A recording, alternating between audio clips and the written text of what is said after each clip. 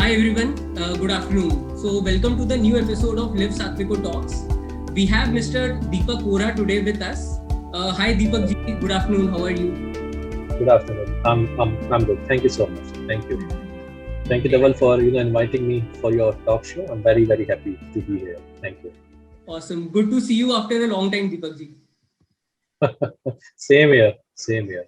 Very happy to see you after a long time. Yeah. And I'm very happy that Satviko as a brand has grown so much, because when I met you guys first, you were a sort of startup, finding your ways in the domestic and international market, but you have come a long way since then. I'm very happy to understand that. So I mean, you have been an inspiration for us. I mean, associating with TPCI has been a great thing for us, and with your continued support, I mean, we are really grateful for that. Thank you. Please continue your association. This will help you, because I can understand. I understood that now your focus is more towards on international markets, and TPCI. Within TPCI, this is our this emerge as our forte, where we support a lot of brands on the international arena, and I'm sure we can support Satviko also to grow more on international front. So, viewers, I'll quickly introduce Deepak ji with you, and then we'll take up the session forward. So, with over 10 years of substantially rich experience with the global food and beverage industry, Mr. Deepak Vora is a seasoned professional who is very well connected with the global F&B flag bearers intrinsically. So, he is currently helming the Trade Promotion Council of India in capacity as a Senior Deputy Director, and has been spearheading the TPCI's flagship trade show, Indus Food. Indus Food is the most comprehensive F&B marketplace in the South Asia region, showcasing F&B products, F&B processing, and the packaging technology. So Indus Food basically fuels the F&B business by facilitating the global F&B manufacturers, sellers, and buyers with connections, business and trade opportunities through outstanding services like internationally hosted buyer program, the online matchmaking programs, and bridging relationships and strengthening connections. Well, they are also coming up with a great M catalog, which will be a awesome platform to connect with the buyers and sellers across the world. So, Deepak ji, I mean, with your wonderful experience of more than a decade with large organizations such as TPCI and a few more, what learnings would you like to share with the emerging brands from India who wish to go global now? All right. So before I answer your question, Dhaval, thank you so much for this wonderful, introduction. So Dhavalji, the most common mistake, most of the domestic brands make while, they're trying their hands, in exports. They just, try to enter in the different international markets randomly without having any solid strategy on paper. Or if, they have some sort of strategy, they just focus on Indian or Southeast Asian diaspora. We feel that on the other hand, they must chalk out, a concrete plan before they plunge into, any export market, whereas the focus should be on the mainstream population, Right. not just the Indian diaspora and the global region.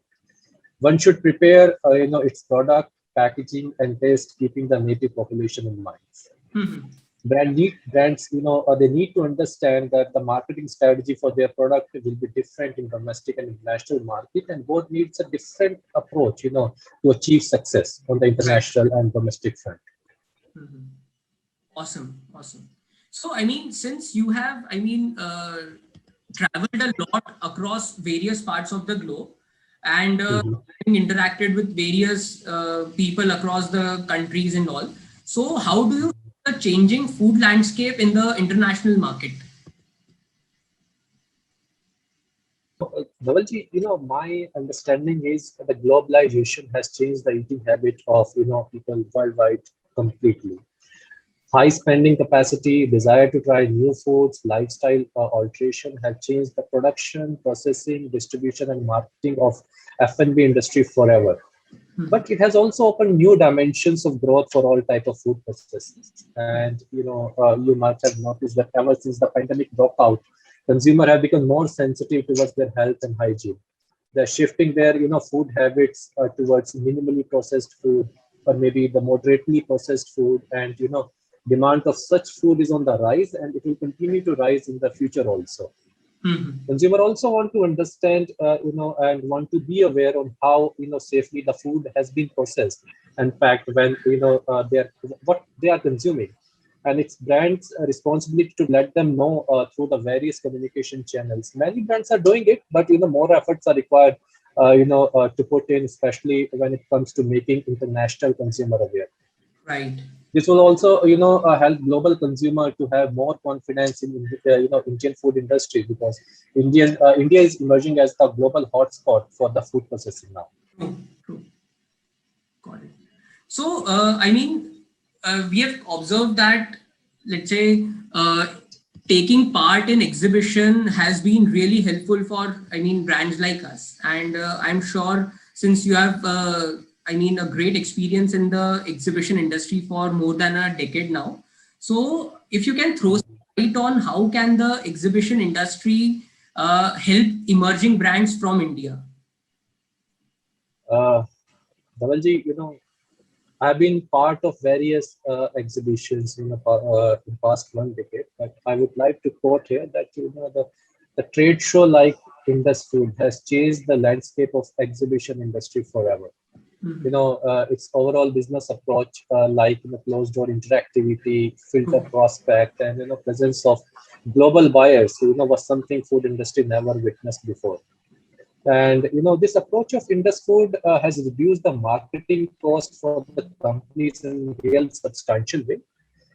And now what's happening, it's encouraging new brands, to invest in exhibitions like Indus Food to tap on global distributor and retailers in a real cost-effective way. And they are utilizing this opportunity to the fullest. Right. Participation in other global shows like Gulf Food or Muga, remained a distant dream for them, because the paucity of available large disposable funds. So that's Right. why they decided Indus Food, in a so huge exhibition and so important exhibition for Indian F&B industry. This is our offline, exhibition. Even PPCI's online, meeting platform offer the equal opportunity, and they are, becoming the first to interact with your future buyer, even before you meet them personally in the industry. That saves a lot of time and cost, and it's a great risk, since the pandemic broke out. Right. So, I'm sure, since now everything is going virtual, so I'm sure this Mhm. platform must be really helpful for both, Yes. sellers in India and people, the customers across the various parts of the world. Yes, participating in, I'm talking about our platform, participating in our online platform, and having meeting with your prospect is cheaper than having a coffee in Starbucks Oh, with yeah, your absolutely. customer. So, so, Good one. forget about the other, headaches involved, like, traveling overseas, participating and on the international exhibition, then managing other logistical issues. Here you are sitting at your home or office, across the screen. The buyer in advance what they are dealing. Buyer knows about the supplier. Now you're interacting each other, understanding your requirement. And now just imagine when you meet them first physically and personally in this food, see the conversion ratio. That's the whole idea behind creating those meeting platforms. Right. So, since you are holding such kind of exhibitions across the globe, so Mhm. based on your experience, if you can suggest some points to the Indian brands, that what point should they keep in mind while competing with the international brands on the global platform? I think this will complement your the earlier question. We have discussed it just a while ago, that Indian brands are too focused on serving Southeast Asian diaspora and community. And I'm not only concerned about the newer brand. I'm talking about the biggest of Indian food brand also. They have the same approach. It has to change. They should focus on mainstream population by preparing product packaging and taste, keeping the native population in mind only. they must have budget for promotion. They must have budget for sampling. This will not only give visibility to your brand, but also will create positive image in the mind of consumer for your brand and product. Right, right. So, going forward, what opportunities do you see in the health food industry, in the ethnic market, as well as the mainstream retail? If you can maybe specifically mention about North American market and the other Western territories. The Western territories. Okay.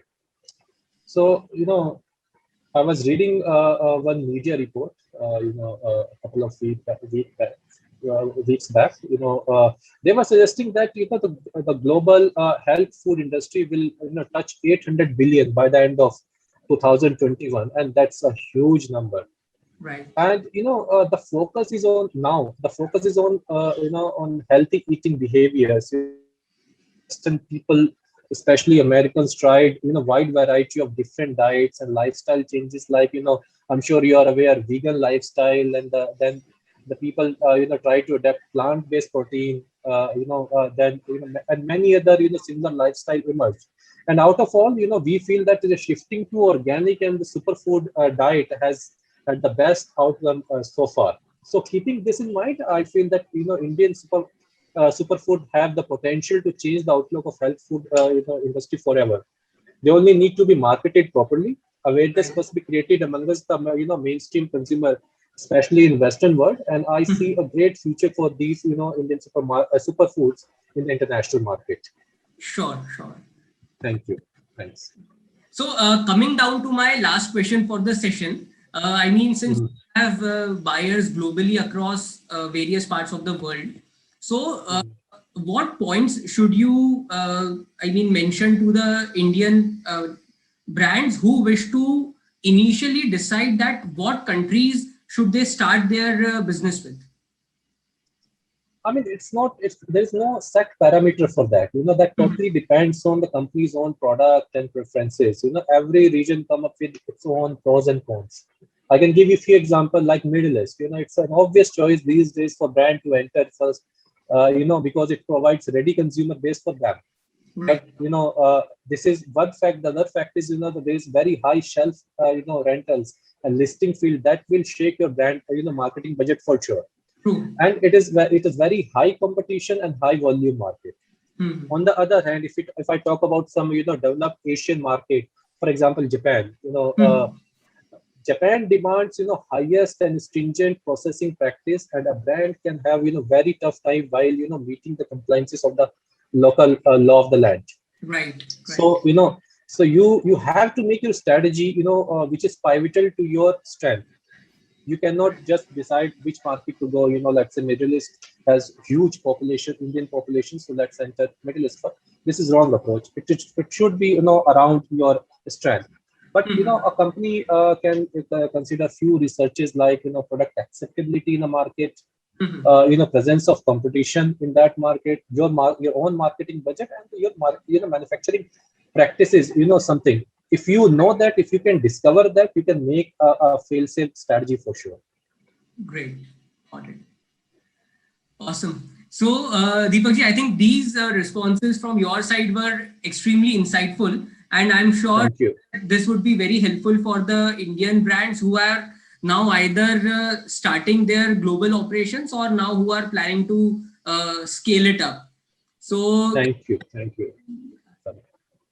Great. So really, thank you so much once again for your time, and really appreciate that you took out time for us and coming on the session. So thank you so much. Thank you, Dhaval, and I wish you an entire team of Satviko for this great initiative. And I'm sure with a great strategy on papers, you will also achieve what you want to achieve on the international front. Awesome. So great.